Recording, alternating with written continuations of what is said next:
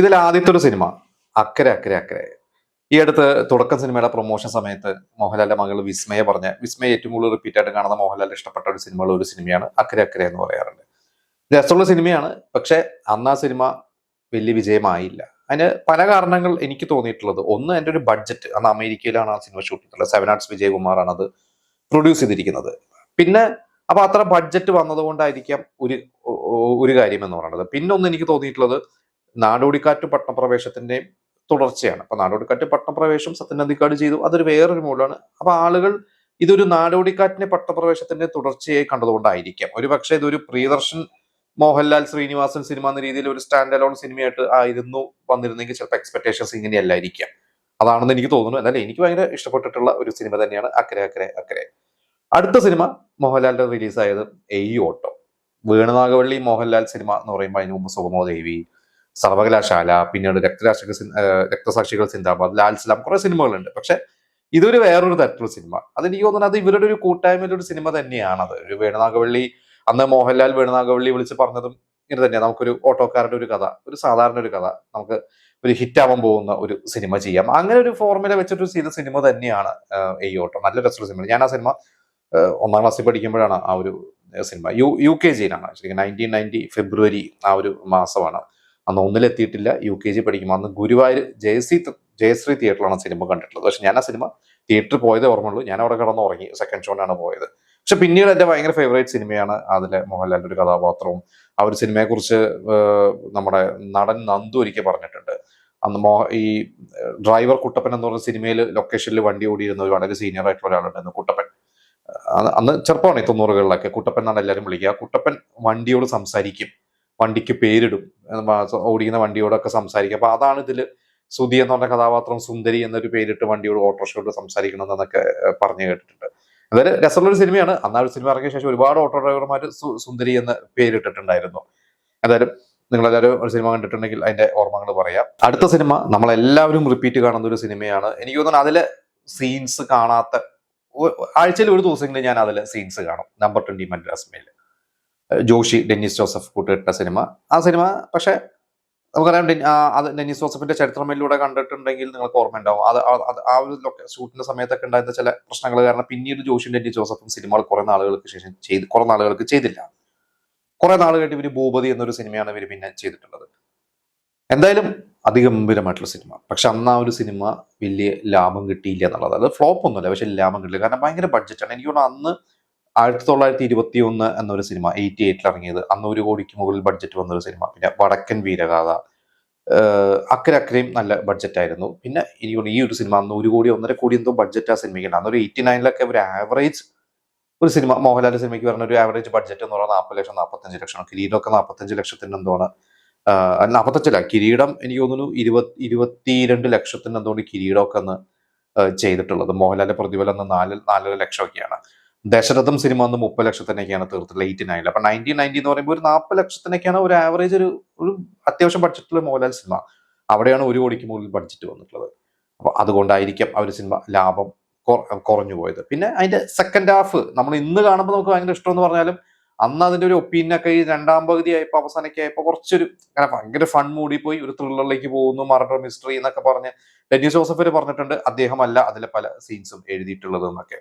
അതിന്റെ സത്യാവസ്ഥ നമുക്ക് അറിയില്ല. എങ്കിലും ആ ഒരു സിനിമ മോഹൻലാൽ, അന്നൊക്കെ മോഹൻലാലിന്റെ 1990 എന്ന് പറഞ്ഞ വർഷം എല്ലാ മാസവും ഇറങ്ങും. എനിക്കിവിടെ ആദ്യം അക്കരെ അക്കരെ ഇറങ്ങി, അത് കഴിഞ്ഞ് നമ്പർ 20 മദ്രാസ് മെയിൽ, പിന്നെ എയ് ഓട്ടോ. ഇതൊക്കെ ആ ഒരു ജനുവരി ഫെബ്രുവരി മാസങ്ങളിൽ ഇറങ്ങിയ സിനിമകളാണ്. അടുത്ത സിനിമ 1990 മാർച്ച് അവസാനം ഇറങ്ങിയതാണ്, ഹിസ് ഹൈനസ് അബ്ദുള്ള. ഇപ്പൊ സിബി മലയിൽ മോഹൻലാൽ കൂട്ടുകെട്ട്, നമ്മൾ നേരത്തെ കിരീടത്തിലൂടെയൊക്കെ അവരുടെ തുടങ്ങിയ ആ ഒരു ഹിറ്റ് കൂട്ടുകെട്ട്, അത് ഹിസ് ഹൈനസ് അബ്ദുള്ളയിൽ എത്തിക്കഴിഞ്ഞപ്പോൾ നമ്മൾ ആ ഒരു സിനിമ വലിയ ബ്ലോക്ക് ബസ്റ്റർ ആയിരുന്നു. 1990 എന്ന് പറയുന്ന ഒരു വർഷത്തെ ഏറ്റവും വലിയ ഹിറ്റാണോ എന്ന് കറക്റ്റ് കളക്ഷനൊക്കെ നോക്കേണ്ടി വരും. എന്തായാലും വലിയൊരു ഹിറ്റ് തന്നെയായിരുന്നു അത്. ഈ മാർച്ച് മാസത്തിലെ അവസാനത്തെ വെള്ളിയാഴ്ച, വിഷുവിന് 2 ആഴ്ചക്ക് മുമ്പ് ഇറങ്ങുക എന്ന് പറയുന്നത് ഇവരുടെ ഒരു കോംബോ. മോഹൻലാൽ, സിബി മലയിൽ, ലോഹിദാസ്. അത് മോഹൻലാലിന്റെ തന്നെ നിർമ്മാണ കമ്പനി പ്രണവം ആദ്യമായിട്ട് പ്രൊഡ്യൂസ് ചെയ്തതാണ്. അപ്പൊ അതിന്റെ ഒരു തുടക്കമായിരുന്നു ഹിസ് ഹൈനസ് അബ്ദുള്ള. എന്തായാലും ആ ഒരു വിഷു ശരിക്ക് തൂക്കി എന്ന് തന്നെ പറയാം. ആ ഒരു സമ്മർ വെക്കേഷനും ഭയങ്കരമായിട്ട് കളക്ട് ചെയ്തൊരു സിനിമ തന്നെയായിരുന്നു. ഇത് കഴിഞ്ഞ് പിന്നെ ആ ഒരു വിഷുവിന്റെ സമയത്ത് മോഹൻലാലിന് ഒരു 2 റിലീസും കൂടി ഉണ്ടായിരുന്നു. അതിലൊന്ന് നല്ലൊരു സിനിമയാണ്, മോഹൻ എന്ന ഡയറക്ടറുടെ മുഖം. അത് നാസർ നല്ലൊരു വേഷം ചെയ്തിട്ടുള്ളതാണ്. അതൊരു സീരിയസ് മോഡുള്ള സിനിമ, അങ്ങനെ വലിയ സൂപ്പർ ഹിറ്റ് അല്ല. ഞാൻ ആ സിനിമയൊക്കെ കാസറ്റ് എടുത്താണ് കണ്ടിട്ടുള്ളത്. എനിക്ക് അന്ന് ഒരു സ്കൂളിൽ പഠിക്കുന്ന സമയത്താണ് അത്, കാരണം ഒരു ചെറിയൊരു സസ്പെൻസ് ഒക്കെ വെച്ചിട്ടുള്ള സാധനമാണ്, ഒരു സീരിയസ് മൂഡിലുള്ള ഒരു സിനിമ തന്നെയായിരുന്നു അത്. പിന്നെ ഒന്ന് എന്ന് പറഞ്ഞാൽ ഡിലേ ആയിട്ട് റിലീസായ സിനിമയാണ് പ്രിയദർശന്റെ കടത്തനാടൻ അമ്പാടി. അത് 86 ഷൂട്ട് തുടങ്ങിയ സിനിമയാണ്. ഒരുപാട് പ്രശ്നങ്ങളിലൂടെ പിന്നെ പോയി. പ്രേം നസീർ മരിച്ച ശേഷമാണ് ആ സിനിമ. പ്രേം നസീർ 89 മരിച്ചു, 89 ജനുവരിയിൽ. അതിന്റെ 1990 വിഷുവിനാണ് ആ സിനിമ കാണുന്നത്. പക്ഷെ അത് സാമ്പത്തികമായിട്ട് നഷ്ടം തന്നെയാണ്. അത് വൈകി റിലീസ് ആയത് കൊണ്ട് തന്നെയാണെന്നാണ് ഞാൻ വിശ്വസിക്കുന്നത്. അന്ന് ഇറങ്ങിയിരുന്നെങ്കിൽ ചിലപ്പോൾ അത് ലാഭമായി പോയേനെ. അടുത്ത സിനിമ എൻ്റെ ഭയങ്കര ഫേവറേറ്റ് സിനിമയാണ്, ഭരതന്റെ MT എഴുതിയത് താഴ്വാരം. അതിഗംഭീരമായിട്ടുള്ള ഒരു സിനിമ.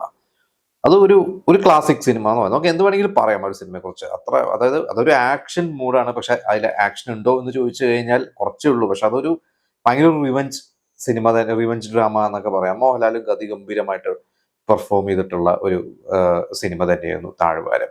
ആ താഴ്വാരം, എനിക്ക് താഴ്വാരവും അതുപോലെ തന്നെ കുറച്ച് സിനിമകൾ ആ ഒരു കാലഘട്ടത്തിൽ ഇതുപോലെ ഭരതൻ, പത്മരാജൻ, അതിനുശേഷമൊക്കെ സിനിമകൾ കുറഞ്ഞല്ലോ. ഭരതൻ, പത്മരാജൻ അതിനുശേഷം ഒരു സിനിമ മാത്രമേ ചെയ്തിട്ടുള്ളൂ, ഞാൻ ഗന്ധർവ്വൻ 1991. പിന്നെ പത്മരാജൻ മരിച്ചുപോയി. ഭരതനും താഴ്വാരം കഴിഞ്ഞ് പിന്നെ കേളി, പാതയം സിനിമകൾ കുറഞ്ഞു തുടങ്ങി ഇവരുടെയൊക്കെ. പക്ഷെങ്കിലും നല്ല അതിഗംഭീരമായിട്ടുള്ള ഒരു സിനിമ തന്നെയായിരുന്നു അത് താഴ്വാരം. അടുത്ത സിനിമ വളരെ രസമുള്ളൊരു സിനിമയാണ് മോഹൻലാലിന്റെ അപ്പു.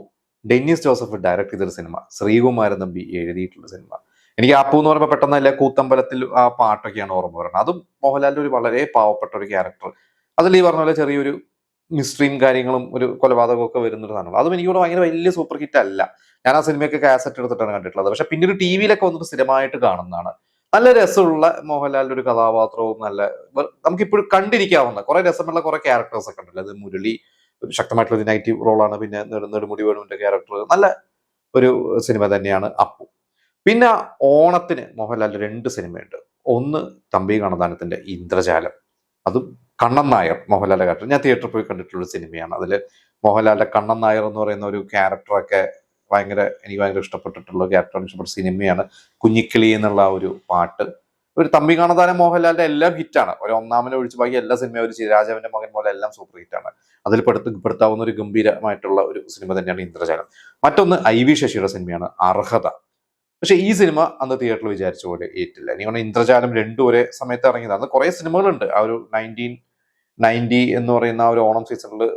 തലയണ മന്ത്രമുണ്ട്, അയ്യർ ദി ഗ്രേറ്റ്, ഇങ്ങനെ കുറെ സിനിമകൾ ആ സമയത്തുണ്ട്. പക്ഷെ അതിനെനിക്ക് തോന്നുന്ന ഒരു വിന്നർ ഇന്ദ്രജാലവും പിന്നെ തലയണ മന്ത്രവും തന്നെയായിരുന്നു.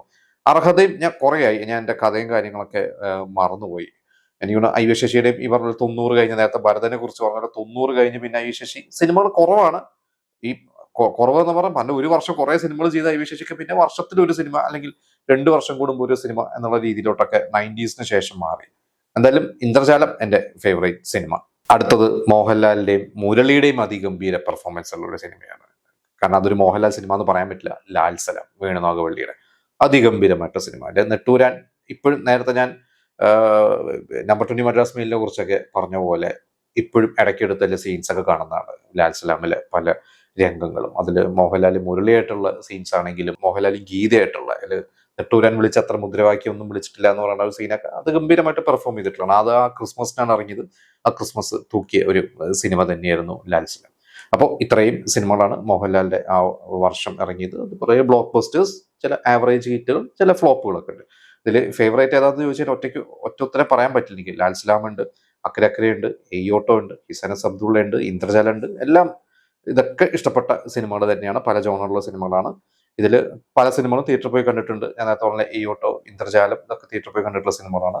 എന്തായാലും നിങ്ങൾ നിങ്ങളുടെ അന്നത്തെ ഓർമ്മകൾ, തിയേറ്റർ ഓർമ്മകൾ നിങ്ങൾ നമുക്ക് പങ്കുവയ്ക്കുക.